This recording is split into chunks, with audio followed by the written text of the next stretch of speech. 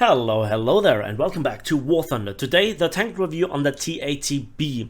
Now, in today's tank review, I want to talk about this beautiful tank, the still top-of-the-line Soviet main battle tank, the T-80B, and the difference to the T-80BV, as well as obviously compare it to its main competition on the battlefield, featured while there is some gameplay running in the background, and obviously my spreadsheets with all the informations, so you that get a clear picture and see the things in overall perspective. So I like the tank, I like its diversity, I like the blend of mobility and firepower, and to a certain degree armor protection. But where the tank suffers is that very often a lot of the stuff that I talk about is irrelevant and not matters that much. And when you go into a battle over and over and over again and you try different things but you face the same problems, then it is something that I would say, looking at the tank, looking at its opposition, it is not so much this tank's fault as overall high tier problems. And yeah, I will talk about this later on. Now let's begin with the armor. And as we can see, overall we have the hull shape and the turret shape like in typical Soviet tank design, I'd say. And it looks very familiar to the T-64B. Now the lower glacis here is 80 millimeters. We have an additional plating and also some rubber fabric screens, but it's not really protecting you, maybe from a hash shell in addition with the fuel tanks inside, but that is not really that great. We will talk about the upper plates, yes, upper plates, later on. Let's talk about the side first, and we can see that to nearly half of the height of the tank, hull-wise, we have just 20 millimeter high hardness rolled armor. It still can be easily penetrated even by SPAs with their armor-piercing incendiary tracer rounds, and they can deal massive damage, in an extreme case even one-shot you. So the upper portions are here on the engine part, 70 millimeters, and in the front section here, as you can see, 80 millimeters, with some parts around the turret being bent out a little bit. And I highly recommend, despite the steel plating being thicker compared to some of its opponents, do not angle. Do not angle at all. We'll see later on. Then the rear of the tank, we have here high hardness rolled armor, 50 millimeters. Wood, very important, 150 millimeters. That will stop a beaver for a while. And then alloy BT6 with just 20 millimeters, so the engine deck is not very strong. The back of the turret is not particularly weak for the back of a turret, but not very strong either. And the rooftop is 45 millimeters. So then the side has also some rubber fabric screens and some structural steel add-ons that might protect from hash rounds. But who uses hash at this battle rating, aside from the British, of course? So then the upper plates, and for talking here about the turret and the front plate, we'll go to the X-ray. And there you can see there is nothing to stop anything from, after the penetration of the lower glacis, from dealing massive damage to the interior of the tank. And that the upper hull has some composite armor, but it is not really that strong. Now, I'm not just talking here about shells from the AMX-40 or the Type 90. Even the so-called weak APFSDs from the 105s from the the Abrams variants have often enough penetrated me here through this U-shape. We'll talk about the explosive reactive armor in just a bit, but before that I want to point you there, and there you can see on the driver's port it is cut out, so there is just the upper plate width, which is just 60 millimeters of steel, and that will not stop anything. No heat, no hash, and also no APFSDs. And then the area around the gun is 330 millimeter cast homogeneous armor, with the composite armor actually protecting the side. Now this composite armor feels really strong, okay, but it is not there where most people shoot you. So yeah, everybody just shoots around your gun, under your gun, and when they penetrate it, or even if they just hit it, your gun breech breaks and your gun gets disabled as well, and then you are, you know, defenseless and you get killed. Now, one of the reasons why this tank is really fragile is because of this big ammunition carousel here.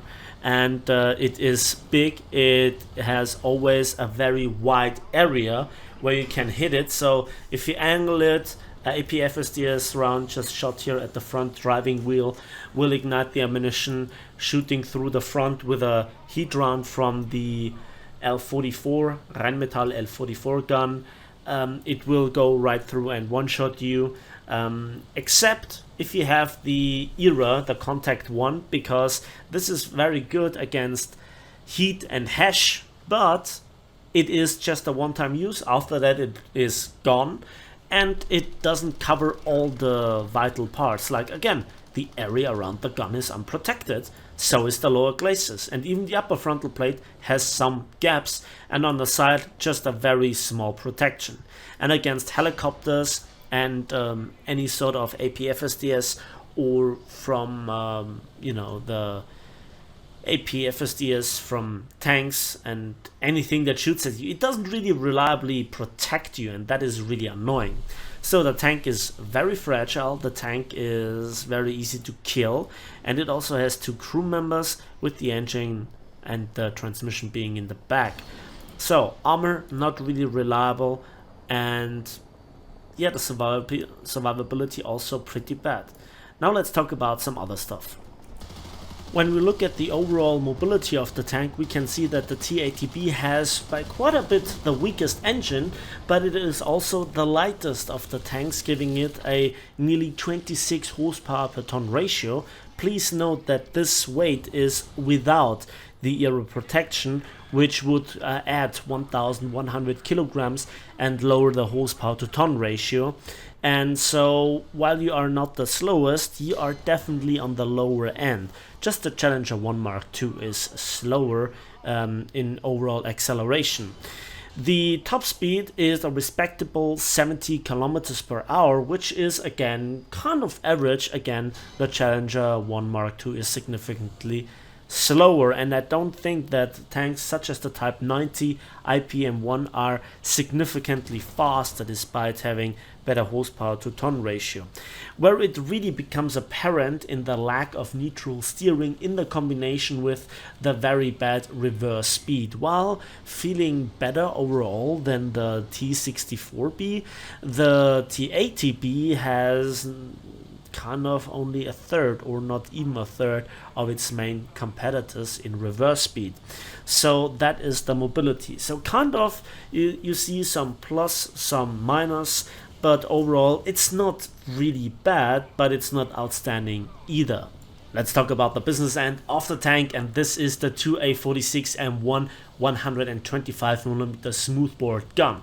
It can fire 38 rounds, which is the overall ammunition capacity, which is the lowest amount by quite a bit, and also the reload is the longest on this autoloader by 7.1 seconds, or with 7.1 seconds, and that is a significant drawback by nearly 30% compared to the IPM-1 and Type 90, and also the Leopard 2A4 beats it by 15.5%. Add to this the rather slow turret rotation speed of maximum 24 degrees per second, and compare this to the IPM-1 or the Type 90 or the Leopard 2A4, you kind of feel that the tank doesn't have the very best gun handling. This feeling gets further enhanced by the only 5 degrees of gun depression and 15 degrees of gun elevation. And then, while the tank has a pretty good stabilizer, the most important stab in the back is the only 2.5 degrees per second gun elevation speed. This is nearly only a tenth of the Abrams, and you really feel this. And even the previous standard of 4 degrees per second, you know, is far off when you talk about your percentage differences. So least amount of gun depression, second least amount of gun elevation, very poor elevation speed, longest reloads, and not the fastest turret rotation speed either. That's not a really great combination in my opinion. So at least does the gun have a big punch with the ammunition? The answer is yes, and the diversity of the tank comes really in handy with the ammunition. The 3BM15 is the stock APFSDS round, and it's a pretty good one. It has 440mm of raw penetration. While it has not the very best normalization, I think it is also very easy to aim with a muzzle velocity of 1780 meters per second. So it's really easy to hit enemies at target, and the pure punch is really great in my opinion. But you know, this is just the stock APFSDS, so it's for free. And what comes after this? The 3OF26 stock HE round. The muzzle velocity drops by half to 850 meters per second, so significantly more difficult to aim, but the raw penetration power of 47mm makes it really easy to shoot at the roof of Abrams or a Type 90, or you know, also a Leopard, or try to turret shot trap them and then splash them down. It's a bit tricky with the Abrams, but it is very, very effective if you actually penetrate the enemy tank, and this even kills the Abrams with one shot if you manage to get a good hit in. And I think this is one where the diversity really kicks off, because no other high tier tank really has this, and very often people just don't really pay too much attention to this HE round. I recommend to try it a little bit out in the test drive and see what you can do with it. It's certainly worth a try. The 3BK18M Heat FS round is a tier 1 upgrade, and it is not really worth that much. With 550mm of penetration, it doesn't give you that much punch. Remember, a lot of the composite armor is designed primarily to withstand, here in this case, in the meta, Heat FS, and there's also a lot of protection against Heat FS in the form of era plates. Especially Western Allied tanks have a good resistance against this, so it's better to actually use the stock APFSDS. But this is something that you could use to hull break, but why use this when you have this fantastic HE? Then we have something very interesting. This tank, like some other Soviet-made battle tanks, actually can fire an ATGM. In this case, the 9M112, and it has a 400 meters per second maximum speed on the trajectory, and it has a range of 5 kilometers. Furthermore, despite being an ATGM, it has 100 millimeters more of penetration than the actual Heat FS round with 650 millimeters of penetration. I love to shoot down helicopters with it, and this is probably one of the most effective weapons and unexpected weapons against helicopters. When they can shoot you with ATGMs, why not fire back with one or two? Yes, they are not that cheap, but it is really worth the price if you make a kill. Not just so much for the RP or civil lines, but certainly for your ego. As a tier 4 upgrade, we finally have the 3BM22 APFSDS. It is relatively similar to the stock APFSDS, with increase in raw penetration performance to 475 millimeters, with nearly the same muzzle velocity of 1760 meters per second. It has a bit more damage output in my opinion. It is also very easy to aim, but the cost of 900 silver lines is, you know, nothing to just walk over, especially if you fire a lot of them in one battle. So you really should think about using your stock APFSDS. It is still very strong, and I think with shooting at the right spots of an enemy tank, it doesn't make too much difference, especially if you attack them from the side or from the rear, or you just shoot under the gun of the enemy tank. But this just would give you a bit more of punching power. Maybe the discrepancy will become a bit more apparent with the next patch, with the next batch of high tier tanks, We'll see. But overall, my three favorite shells are the 3B M15 stock APFSDS, the 30F26 stock HE, and of course the 9M112 Tier 3 ATGM. And they actually are what I use mostly in those battles.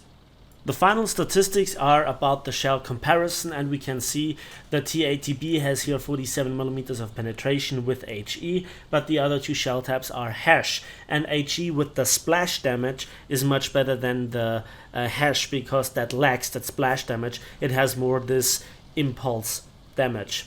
Then also the penetration of the best performing APFSDS is the third best after the MX40 and the top dog, the Type 90, but the normalization leaves room for improvement. Then we also have the heat penetration. That is the lowest, except the IPM1, but that fires a 105mm heat FS. Where it gets really spicy is here the unique ATGM, and this is something that I wanted to point out. So now let's talk about how to play the tank, how to get the most out of it. Now let's talk about how to play the tank, how to put it to use. There are two ways. The rather stupid one, but fun one, is going in like Rambo and just trying to nuke it out, or duke it out, sorry about this, with the enemy and try to get guns on them first. When it works and your really great APFSDS hits home hard, then it can be rewarding. But there is a problem: the majority of your opponents are Abrams. If you kill the first one, they have a second one, and then even the premium version, and if they run through this, they still have the FJ4B and the helicopters, and this is what you just face very often. I'd rather deal with a Type 90 than with an Abrams, I'm honest with you. And then what are the things that you can use about this tank? Here you can see I use smoke. I use smoke excessively. You have two sources of smoke. You have 2x4 smoke grenade launches. As you could see, they fire forward and they give a thick cloud of smoke. And you have two ESS, exhaust smoke system. And they are really long duration, so you can just drive around the cap, lay the smoke screen, and then drive in. If it is, for example, on Kursk, or if you want to smoke some allies, it helps. Now, this is one of the rare cases where my ammunition did not blow up. And I actually hit here the Abrams, very good. He was slightly angled, so I actually could make the shot work. And now I stay in the cap and reload my smoke. I launch it again to then refill two smoke launches. So that is then very important. I want to protect here the cap. It's just one cap. And at the moment my team helped me a lot by securing the flanks, by actually going around and not just leave my flanks and my rear open.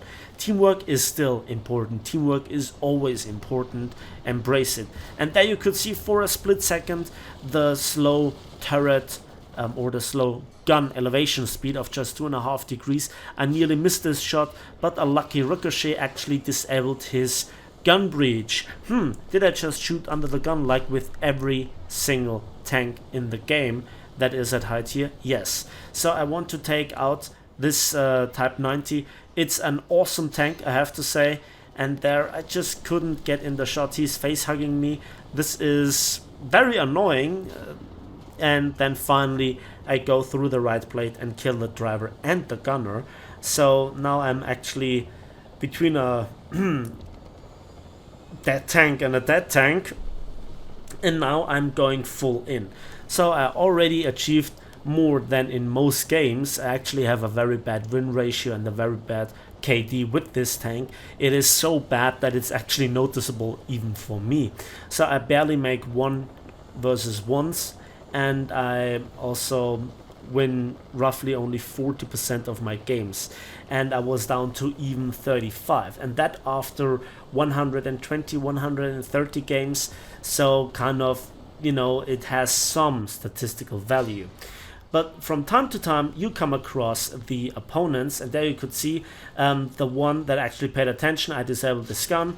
Now I can actually focus on the Type 90 again. Type 90s are so much more fragile than the Abrams in my experience. And then I lay here a offensive smoke and I try to take him out. We further damage him, but that was not a so critical knockout, and then we actually kill the XM1. I noticed it in the hit camera, which is one of those tools that I love to use. There you can see I got shot from the rear. I try to retreat. I lay a smoke to cover my, well, going into my own half of the battlefield, but I couldn't resist to see here this Abrams. I shot right through the ammunition, but I knocked out his gun breech, and again he is helpless. Now it is on me to hunt him down, and this is where the Abrams is so good at retreating, at smoking himself up, at just having 3 times faster reverse gear, and I need to kill him. But this was actually an XM1, so I think it doesn't have smoke if I'm not mistaken, and that makes it all easier. And then, yeah, that you can say that was spawn camping, but when you look at how the map is arranged, it was like it was. And there we actually now got taken out by an M551 Sheridan. The next gameplay is now the last gameplay that I want to show. It's rather short, and it is what the tank is better at ambushing enemies and at just simply long range engagement. Now on Karelia, long range engagement, you know, it's not really long range like on Kursk, but to be honest, to put yourself into a position and ambush, not rely on your mobility, not rely on your rate of fire, not relying on your armor, just getting the first disabling shot or outright killing the enemy with 1 shot from a location where he doesn't expect you. This is true for most tanks, I know, but this tank is kind of limited to it in the majority of situations. The annoying thing is, it is so difficult to kill an Abrams with 1 shot, and to be honest, even with your stock APF STS, you can more or less reliably go through the left side of the turret from your perspective. But there is one problem that I'm not used to it. Very often I just miss the shot, or they're rotating their turret so fast that I just miss the shot, or it doesn't really hit home.